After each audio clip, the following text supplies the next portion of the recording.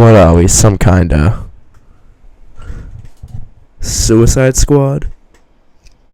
What's going on, everybody? It's your boy, KomicBookCid here. Today I'm just going to be giving my quick thoughts on the Suicide Squad, which I just saw the other week. Overall, I thought it was a fantastic film, with a few minor complaints here and there, but nothing too major that detracts from the overall enjoyable experience of the film. Anyway, just to start off with, I'll give you a quick summary of the plot. So essentially, the Suicide Squad, a new squad assembled by Amanda Waller, of course. So this new squad is on a undercover mission to capture a secret weapon from Corto Maltese, a fictional island.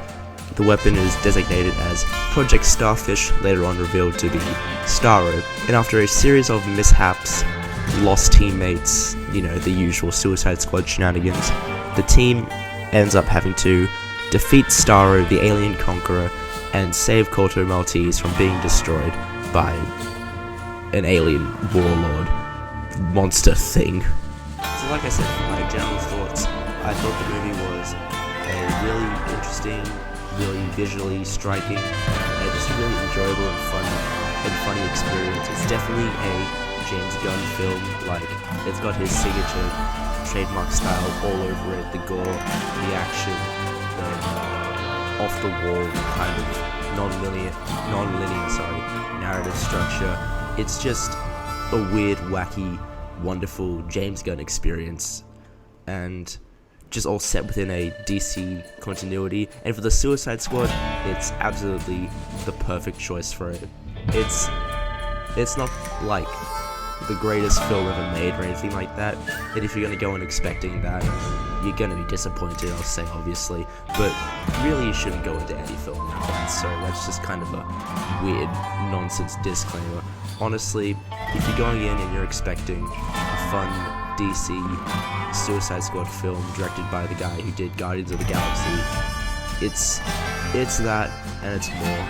It's just a fun experience, and I thoroughly enjoyed it. So I'm going to start off a little bit unorthodox. I'm going to start by praising the costume design. I don't remember exactly who did it, but whoever it was, they did a fantastic job. Every costume pops off the screen as if it just was straight from a comic book panel. Everything is colored right, it looks fantastic, it's bright, it's poppy, like I just said. It's just amazing. You really do feel like these are the comic book characters ripped straight from the pages and plopped straight onto the screen. It's just fantastic. And weirdly enough, despite all these bright colors, they all fit so naturally into the world, and any other style and any other director I don't think could pull it off quite as well. But at the same time, it's the same way that Shazam's costume in the movie works incredibly well, despite being so comic book accurate, so exact to the comic book style.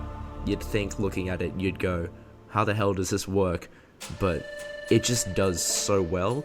Like, Peacemaker's red shirt is so bright and blindingly red, and yet, as you're watching it, you don't really even think about it like that. You just sort of think, it's almost distracting how well they fit in, because your whole time you're thinking, how the hell are these amazing costumes working so well, right? But, it is what it is, and I think that they did a fantastic job. Bloodsport's helmet, he wears it a lot, first of all, which is really good, and it looks fantastic, it looks really cool. I like the redesign. I don't really particularly like the original Bloodsport design from the comics that I've seen, with the bandana and all that. I'm very glad that they didn't go with that. And this weird alien skull mask thing. It's weird, kind of out of nowhere, but it just looks really cool, and you think, yeah, no, this guy's here to kill, and he means business. Ratcatcher's Ratcatcher thingy was really well done. Her sort of World War II gas mask and brown leather jacket aesthetic really work. The way she kind of hunches as well really differentiates her, makes her seem like kind of small and scurrying like a rat, I guess, which is sort of what they're going for, and it just sort of sets her apart from all the characters. Polka-Dot Man's costume it's just polka dots, but like it still looks really good as well. Rick Flag's yellow shirt looks a lot better than just generic army camo stuff. King Shark just has jeans and whatever, but who cares, because the CGI on him is fantastic, and I'll get back to him when I get to the CGI section. But Captain Boomerang's kind of have this glow to them as well, which is really cool. His costume is also really good. Pretty comic book accurate from what I remember of seeing him in the comics. I haven't read a comic with Captain Boomerang in a little bit. I probably should get into that. Javelin, Mongal looks amazing. I think they really nailed that. Just everybody in general, I think they all look fantastic, and I think the costume designers of this movie did a fantastic job. So like I said before, the film is just completely covered with James Gunn's visual style.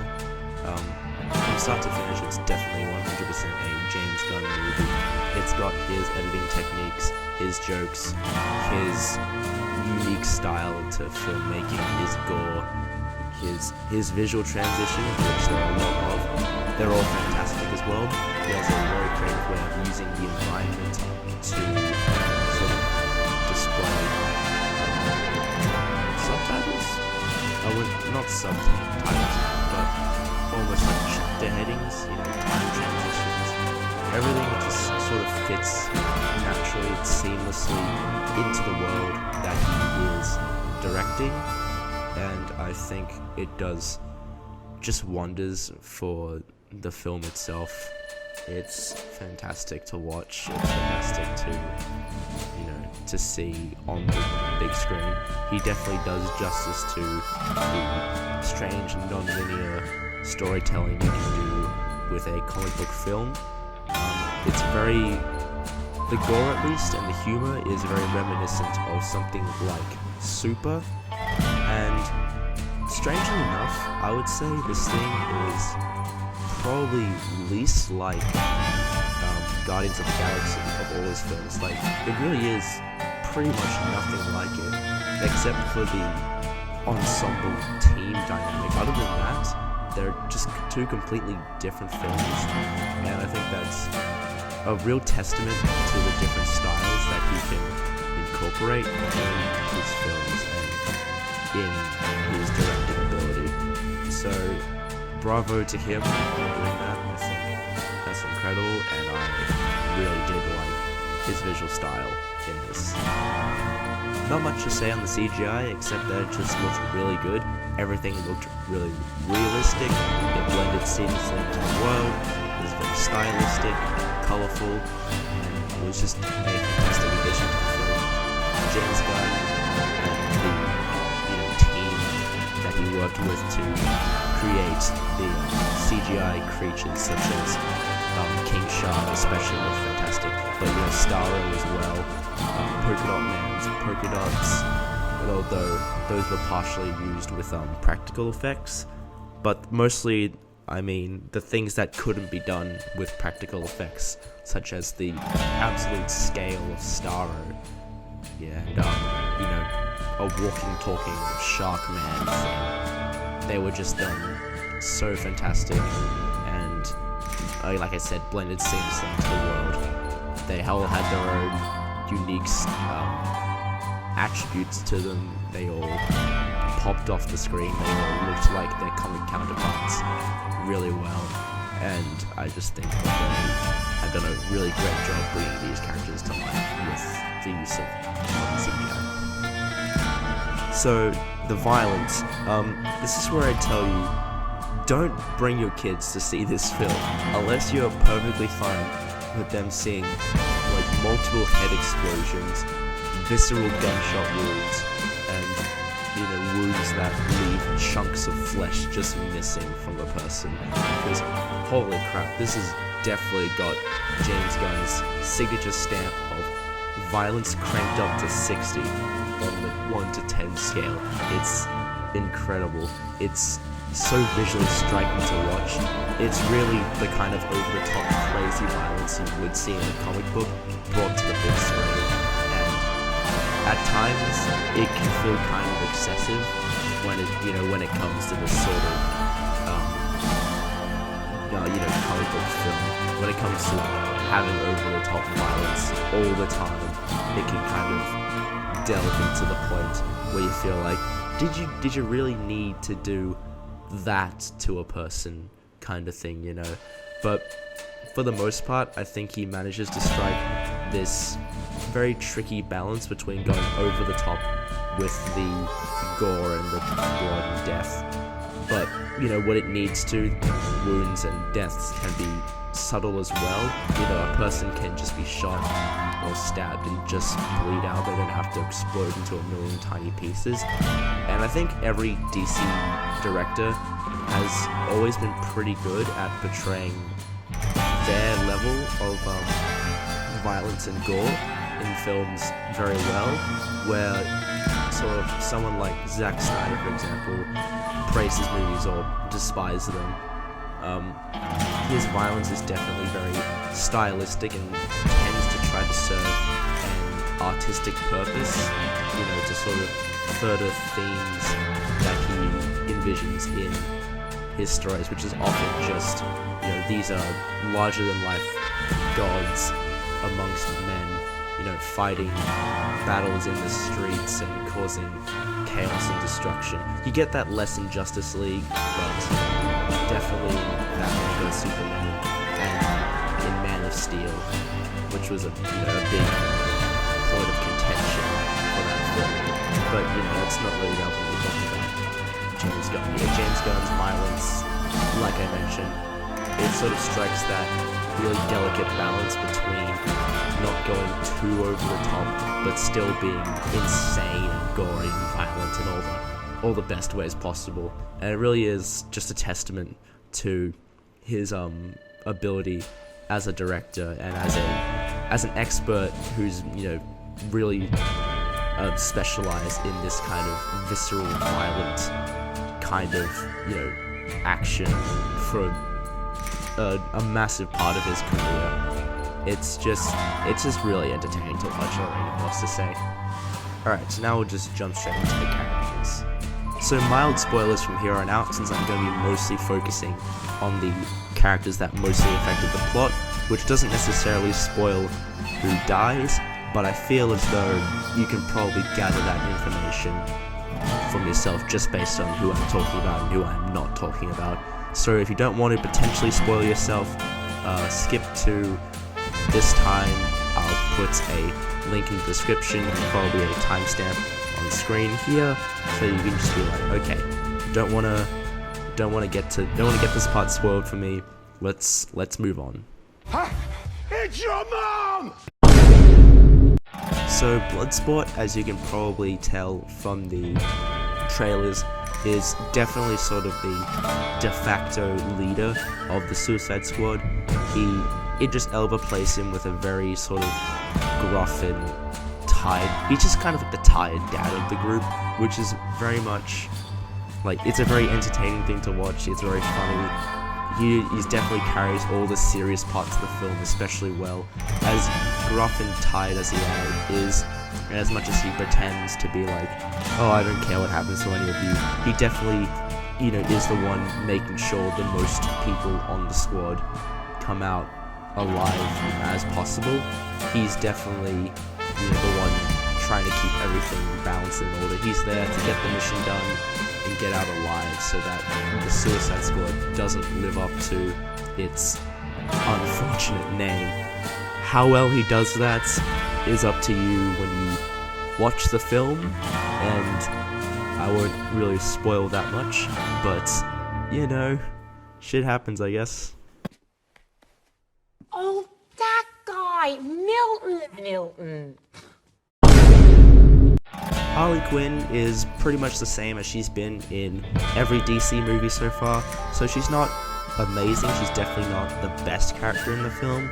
Margot Robbie plays her fantastically, of course, but she's not really given heaps to, well, I mean, she's given plenty to do, of course, but I guess she's very hit or miss, and a lot of it kind of missed for me, seeing as I wasn't really a massive fan of some of her jokes, and if the jokes don't really land for you, then there's not heaps to offer with the character.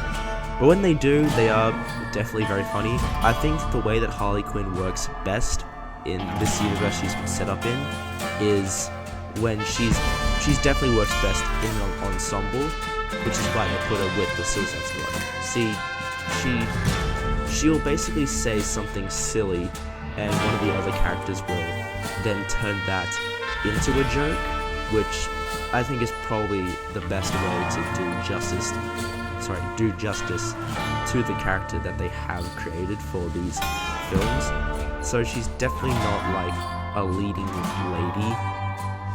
She's very much like a main supporting character, and I think there's definitely a lot of potential there for the character, and she's still really entertaining. Like I said, Margot Robbie did an excellent job playing her, but I feel sometimes creators will kind of delve into the, well, I guess they gotta make a Harley Quinn section of the movie now, since she doesn't quite easily naturally fit into that group dynamic, as well as she probably should.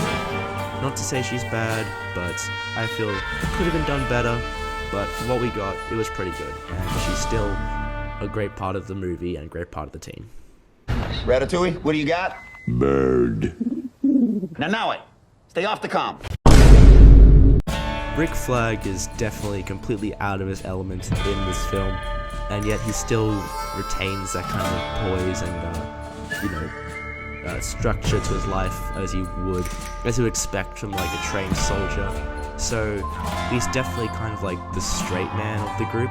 He's running around with a bunch of crazies and costume weirdos, and here's just a guy with a yellow shirt and a handgun. So that much is pretty funny to watch. He definitely carries a lot of the film dramatically and comedically, especially when it gets to the climax of the film. There's a big scene with him that you probably know about, but I won't spoil here.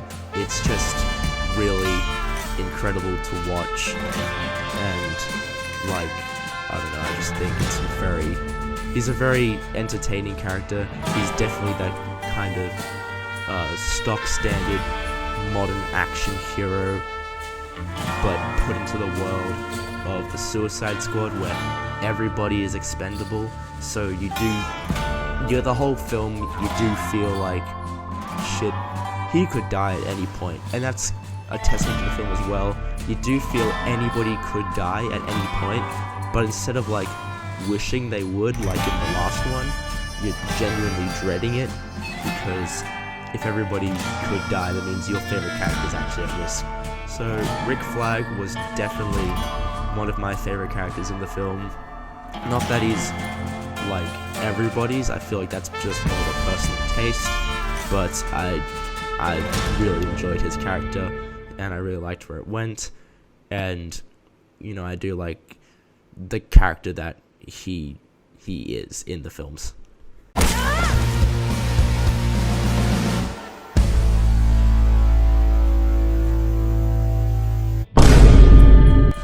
Peacemaker is definitely a very interesting character. When I saw John Cena was going to be playing him, and then I heard with the TV show being announced, my initial thought was like, are you fucking kidding me? The movie hasn't even come out yet, and you're already planning a TV series about him. And then, he's a wrestler coming into film, which doesn't often translate super well. Like, I think it worked really well for Dave Bautista. I think he's definitely a fantastic actor who was once a wrestler, but for someone like, for example, The Rock, you just kind of get the idea that he's just playing himself in every single movie, and, he's never really been anyone else besides Dwayne Johnson. So you're not seeing, like, any movie he's in, you don't think of like, oh, it's this character's name. It's Dwayne Johnson. Look, he's running around with Dom Toretto kind of thing. And so I was really pleasantly surprised by Peacemaker, because John Cena definitely brings a level of sort of self-aware, in a metatextual sense, self-aware, as in the writing itself is self-aware, but the character isn't. So you get that kind of like very simple sort of humor and like very deadpan delivery of some really like silly, almost silly lines that any other actor would probably butcher, but it's sort of a testament that he can like deliver these lines with a straight face like he can. There's a line in the trailers people saw about, eating a bunch of dicks for liberty, and if any other actor had done that, I don't think it would have worked quite as well. But I think just seeing this big macho supervillain man talking about how he would devour an entire beach full of dicks, all for liberty, there's just something really, really entertaining about seeing that. It's hard to put my finger on, but I just think that he, like Rick Flag, carries a lot of the dramatic scenes of the film, especially in the climax as well, but he's definitely used a lot more for that deadpan delivery and sort of dry humor side of things. And for what that is, I think John Cena portrays that really well. He's directed really well, and I'm surprisingly genuinely excited for the upcoming Peacemaker show. And Yes, that is your hand. Very good. King Shark is basically the heart of the film. Like, he comes in, you see big CGI character, voiced by Sylvester Stallone. You're gonna think, oh, it's just another Groot. And I guess to an extent it kind of is, because, he's a big, simple creature with a simple vocabulary. But he definitely has more of a childish, like, simple-minded charm to him, where Groot was always had this kind of elderly, wise feeling to him, where you feel like he had plenty to say, but could physically only express those three noises that sound like I am Groot. Like, so he's saying it, you get that with Groot, but with King Shark, it's more to say that he's saying exactly what he's thinking and exactly what he means to say. So when he raises his hand and says, "and," he's not trying to espouse Shakespeare. He's just trying to say, hey guys, look, it's my hand. How cool is that? Kind of thing. And he definitely gives this film a surprising amount of heart. He's obviously really funny. He's definitely the team powerhouse, which is surprising and pretty funny. But it's a very different interpretation from the comics, but I think that's for the best, since I don't know how well audiences would have really reacted to a big evil shark man who's like hell-bent on world domination on the Suicide Squad. There are definitely silly characters and silly concepts in the film, but I'm gonna go out on a limb and say that probably would have been like a bit much, especially with a film with a giant alien starfish. So like, look, we can only suspend our disbelief so far. But overall, I really enjoyed King Shark. He was probably one of, like I said, with I guess I can't. It's hard to pick a favorite character, but if I have to, probably King Shark is definitely one of the contenders up there in the running for that. I really enjoyed him in the film, and I hope he's in sequels, and I hope he doesn't die. You bastard! So when I said that King Shark is the heart of the film, I was kind of lying by omission, because it's really him and Ratcatcher II that capture the actual heart of the film. They're very much the younger minded members, with Ratcatcher II being an actual sort of younger member. She's not like a massive supervillain, she's a legacy hero, but legacy villain, sorry, because her father was the original Ratcatcher. She's very much like the younger sibling of the group, I would say.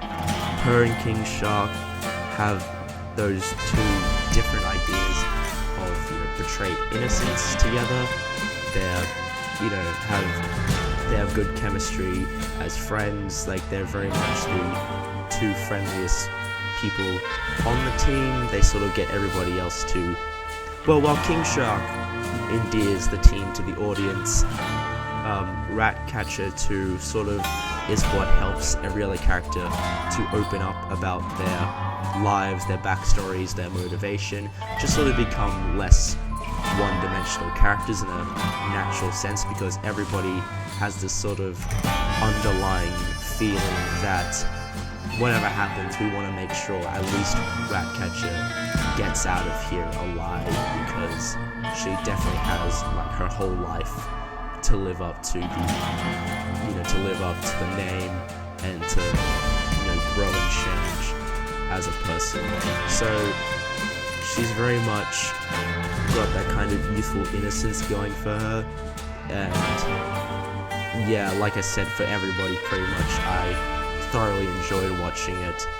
Watching her, I forget her actress's name, but whoever it is, did a fantastic job. And again, with King Shark as well, I do want to see her in more stuff, and I hope she doesn't die. I'm a superhero! I'm a motherfucking super... Polka-Dot Man is a weird one to talk about. He's originally just a really old, obscure Batman villain. In the film, they've kind of changed that to say, well, I don't know if they changed the Batman villain part, but they've, well, I don't know much about his origin, but at least in the film it's presented that he was experimented on by his mother at Star Labs and injected with extra interdimensional virus that makes giant polka dot like tubers grow on his face, and if he doesn't expel the dots like 3 times or twice a day, I think it is, then the virus will consume him and he'll die. And these dots just like rush towards people and just dissolve them entirely. It's pretty terrifying to watch. And it's for such a Z-list supervillain like Polka-Dot Man, to give him that level of like serious attitude and serious power is really brave of the director, and just really incredible to watch. He's a fantastic addition to the squad. Right at the end, he feels like, weirdly enough, that he actually is a valued member of the team, and he feels like he belongs there, and he's not just like cannon fodder like a lot of the squad kind of seem to be in the first film. I could say that for everybody. Everybody feels like they should be there, and they have unique skills that do end up defeating the big bad and being useful for the mission at the end of the day. And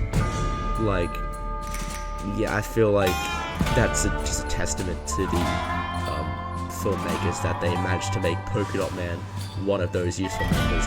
He's funny, he's definitely the team sort of psycho on the group, the team nutcase, I guess I would say, because it's more like he has a lot of mental issues going on, like a lot of deep personal trauma that he's expressing in probably not the most healthy way. He's got a weird obsession with his mother, but you've seen the memes of that, I'm sure. But yeah, he's just a strange addition to the squad, but a welcome one, and I really liked him in the film. One complaint I do have with the film is I think it kind of struggles with a villain problem. And what I mean by that is to say that it spends a lot of time, well spent time there albeit, establishing its heroes, its main characters, the Suicide Squad, you know, all as individual, unique, fully fledged out characters and people in their own right. However, because it uses that time up, you feel as though the villains of the film, you know, the Cartel Maltesian government, even Starro, the Thinker for the brief amount of time he's in there, they do feel like they've just kind of been slapped in there because the film, these people need an adversary to fight, which, you know, they do given the nature of their mission, but because they have so much going on throughout the whole film, the villains are kind of left to the wayside, so they do seem kind of forgettable.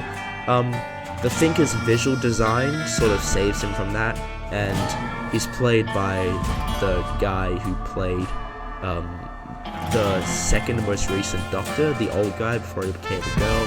I don't really watch Doctor Who, so I don't know who plays him, but it's played by that guy. He does a really good job, and he portrays this sort of like evil, menacing figure. He's kind of a nutcase. Starro is massive scale, definitely helps him stay memorable, and it's Starro, you know. This is the villain that the Justice League first formed to fight in their very first appearance. He's, wherever he appears, he's gonna be memorable, and so he's definitely not someone I'm gonna forget anytime soon. But, you know, I don't remember the names of the government figures in the movie, and they're a pretty big part because, like, they're like the most prevalent villains, and they're the ones running the whole thing, with Starro kind of being like the experiment gone wrong, and like only like the big bad of the right at the end. And I don't know, I just feel like more time could have been allocated to fleshing out those villains a little bit more, making them a bit more memorable, maybe using some of the Harley Quinn scenes, because she spends a lot of time away from the squad, and a lot of that time is spent with her, you know, making jokes and the whole comedic romance thing she goes through with one of the guys, who she ends up killing like immediately. Luckily I'm in the spoiler section, but then she goes, yeah, then she gets captured, and then she escapes, and after that there's really not much fleshing out to do of the villains that gets done, if that makes sense. So I feel some more time could have been allocated to fleshing out the characters, the villains, so sorry, even if that had to come at the expense of some of the Suicide Squad themselves. Although, to be fair, the squad themselves are fleshed out incredibly well. We do love every character, and overall, just to summarize everything a lot really quickly, the film was really good. Like I mentioned, the style was incredible, it was very unique, it's definitely James Gunn's style. The costumes, the CGI, the characters are all fantastic. The characters especially, unlike the first Suicide Squad, where the characters felt expendable in regards to I guess I'll say the characters felt interchangeable in the first Suicide Squad movie, as in Deadshot and Harley Quinn probably needed to be there, but everybody, maybe Diablo, but everybody else could have been a different character, or could have been switched with one of the other characters in the movie, and you wouldn't have noticed or cared. Maybe not Rick Flag, maybe not Boomerang, but even then, that's a stretch. In this film, they don't feel interchangeable, but they do feel expendable in the world, wherein any character you like and have been following could die, and that makes you terrified because, you know, no character is actually safe, and the Suicide Squad then properly lives up to its title. You know, it's not just because Will Smith said the name of the squad. I think the villains, like I said, could have done a bit more work to develop them. Otherwise, the violence was over the top, gory. This is not a film you want to take your kids to. It's definitely, like, despite being based on a comic, it's not a kid's film. It's not going to pretend to be a kid's film. It's, you know, it's violent, it's gory, it's intense, it's wall-to-wall action with only very few moments of downtime, because just like the Squad, you're kind of in for the ride, and you're in dangerous, uncharted territory the entire time. But it's really fun, it's really fast-paced, and I definitely 100% recommend it to anybody who is a comic fan, not just DC, even a Marvel fan, because it definitely has James Gunn's touch. And if you liked Guardians of the Galaxy, this will help you sort of branch out to see his other work. And yeah, I really do hope that that's what happens. I hope that people come out of this watching more James Gunn films. I hope he gets more work in the DC universe, because I think it looks like they're going to let him do a lot more of his style instead of the sort of house style like they kind of have him boxed into over in Marvel to an extent.